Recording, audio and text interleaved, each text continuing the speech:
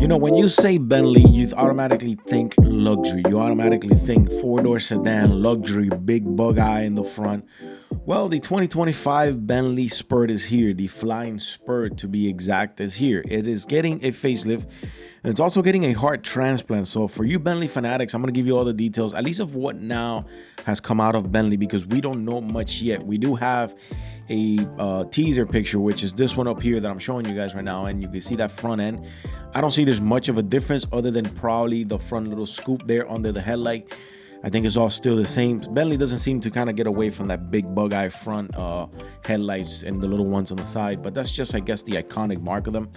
So the Flying Spur is getting a facelift, and it's not also getting a facelift, it's also getting a heart transplant. And you might think, well, what's up with that? Like, what is the result of that? Well, the result of that is a 775 horsepower, 771 horsepower hybrid engine. Now, we've known about Bentley's plans to kill the W12 for a while now, but we haven't known about those plans. We haven't known if those plans would actually be affected in the Flying Spur, at least until now. So automakers has announced that the facelift version of the sedan that includes a new plug-in hybrid from the refreshed Continental GT is here, and it's coming in 2025. So let's get into some of the details. So the car is going to be combined with a twin turbo 4.0 liter V8, and squashed between the 8-speed dual transmission, you're gonna have a 187 horsepower electrical motor that's pretty much between the transmission and the motor. It's kind of like a Oreo cookie is in there.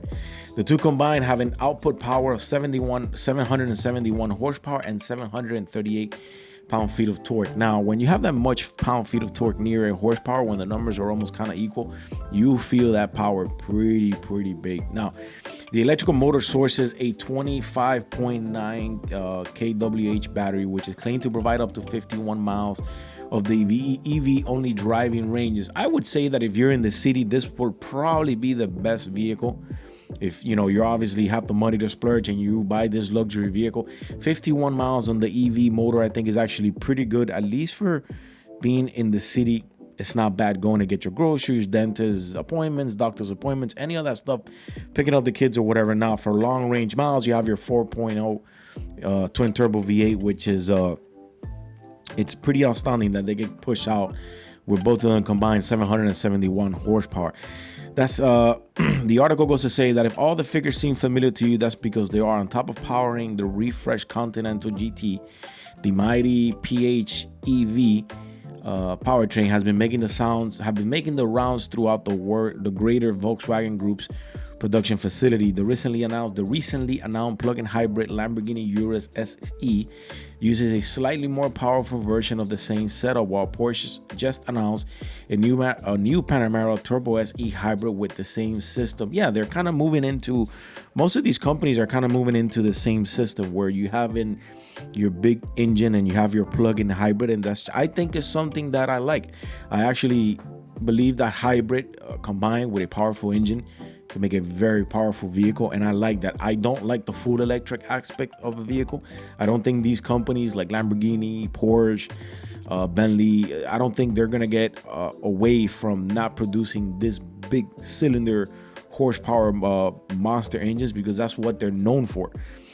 Yeah, they might bring out a model here and there that might be all electric, but I think ultimately the future for these companies is big engines power with a hybrid motor that doesn't have that much range but gives you a good amount of power. That 25.9 kilowatt hour battery, it's good enough for 51 miles range of EV. Now, it is a plug-in hybrid, so you got to think about that. Once you batteries out, whatnot, you do have to plug it in. So, and then again, you have this big engine combined with 584 horsepower and 187 horsepower added with the electrical motor with the 8-speed dual clutch automatic transmission. It's very great. 771 horsepower, 738 feet-pound of torque. I think that's actually really good. Anyways, I think that this is a good thing that these companies are doing, because again, these companies are known for their big engines and their big horsepower, and I think pairing it up with a hybrid engine that doesn't go that much far. We all know that electrical and hybrid don't have much range. You're not gonna get top range from these motors, at least not yet. We're not there yet. But if you pair it up with a big engine like a 4.0 twin turbo V8 and you pair it up with a hybrid, you're gonna get a lot of horsepower. Now in the Conti, the electrical motor can propel the car at speeds up to 87 miles per hour using the electrical alone, though that might change for the Flying Spur. And that's about it, what we have for Bentley. You know, what do you guys think? If you guys are liking the content, remember to subscribe and tune in. Bentley is doing it great. I think this is a good setup for 2025. We'll see as we get closer to 2025 as more videos come out. I'll see you guys on the next. Remember to tune in and subscribe. Your boy is out.